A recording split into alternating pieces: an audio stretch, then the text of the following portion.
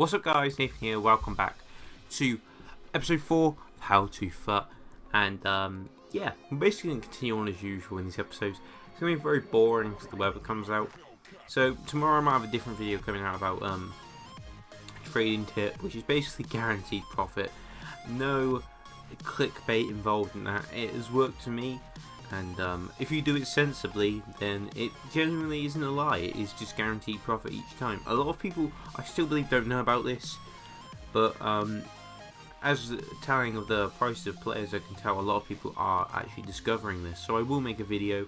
It won't be, it'll be a bit, I guess, robust, because I don't really have the shit there to record it basically properly, because it involves the companion app and maybe giving it away completely here.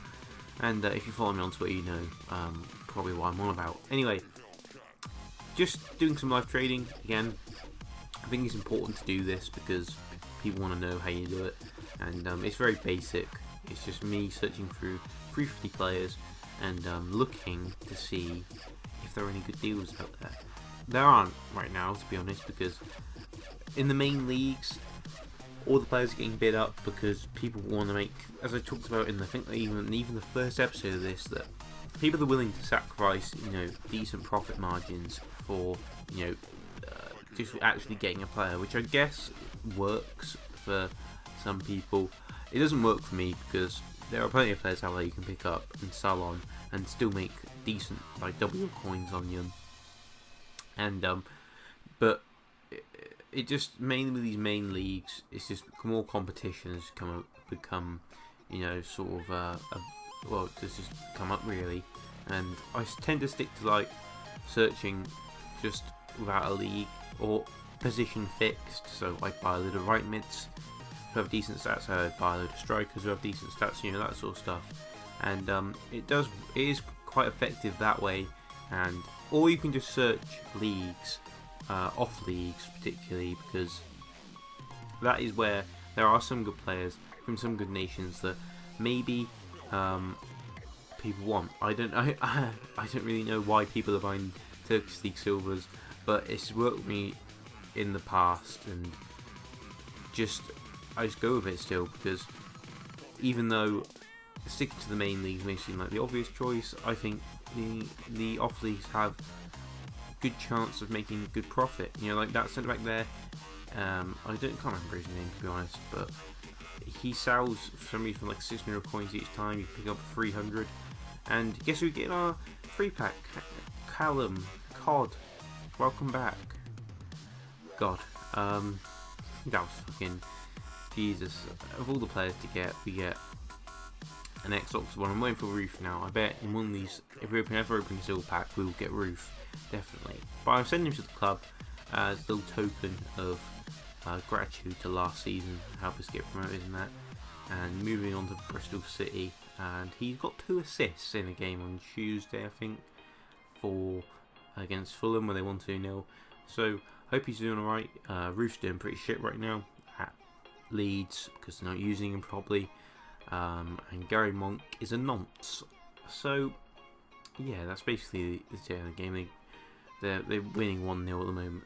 They won 1-0 earlier, I think. So yeah, I guess they're picking up a bit without Roof in the team. Anyway, I don't really know why I care, to be honest. I don't.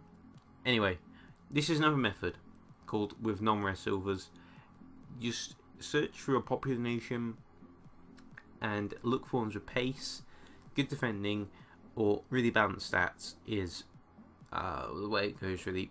Good pace and good defending usually result in a good player to buy, and overall, just if any player has good pace and is decently high, above 70 rated, they usually sell as well. I was going to burp then, but held it off. But also, if they have really well-rounded stats, like maybe a few 70s and a few high 60s, and are above 70 rated, you should pick them up as well. You just got to be careful though. Just because a player has good pace, he might be like 66 rated, that does have a bearing on the fact if they sell or not. And I've learnt that in the past, where I've just bought loads of pacey players who are like 65 rated and they just haven't sold, and I've lost a lot of money. It was painful, but The first time I really learned how to trade was back in FIFA 14, and I used to do this really stupid method where I used to completely ignore every single player on the market and just target ones that had chemistry styles on them. And that's probably where I made my first big money player. I don't really do big money trading, as you know, but I picked up like an Informed Silver for like 12k. I think I mentioned this in an episode before. Sold them on for 40 or 30k, I can't remember, because there was only 2 of them on the market, and the other one was listed quite high. This was before price ranges, obviously, and I made a lot of profit, and it really got me into trading instead of just wasting my coins spamming out games or buying coins back then. I think was the way to go about it. Anyway, I'm scouting out a few more Russian League players. I'm still looking, still sort of trying to piece together in my mind if I'm actually going to buy this team or not, because as soon as the game comes out, I want to use a lot of players that necessarily I wouldn't use later in the game. Like so I thought Russian League Silvers I would go for because they've got a few decent ones and helps me try out a different formation, and it's low risk, really low risk actually. I can sell these players on for double their money anyway, so we're very secure in our financial position, I guess. Anyway, we got picked up these non-rares. I did some Italians after as well because they've got decent non-rares as well. I picked up a left back. This left back guy should sell for 300 almost instantly because it just seems like non-rares very little on the market right now, and people are willing to buy them just for, I guess, backup, or I guess to actually go in their first team if they spend all their money on like a top range player. Anyway, this is the end of the episode now, just coming up here because we have signed Top Rack centre back from thingy Leverkusen. I was going to buy Hahn, the striker, but he'll come next because I wanted to buy another centre back, and I felt that neglecting the centre backs with just 2 non-rares at the back was not the way I wanted to go about it. We've nearly got a full gold team. I'm hoping by the time the game comes out we'll have the team I want, and we'll be able to go straight into the games and just absolutely blitz our way up the divisions, hopefully securing ourselves promotion in the process. Anyway, I'm gonna leave it here now. You'll see a bit more trading going through. We're just picking up. I think I had like 1.5k left, and I'm going to buy some players. So yeah, this is just me going through literally no filters whatsoever, just going through bidding on some players. Anyway, I'm gonna leave it here now. As I said, see you all tomorrow for perhaps a new trading video or another episode of this. See ya.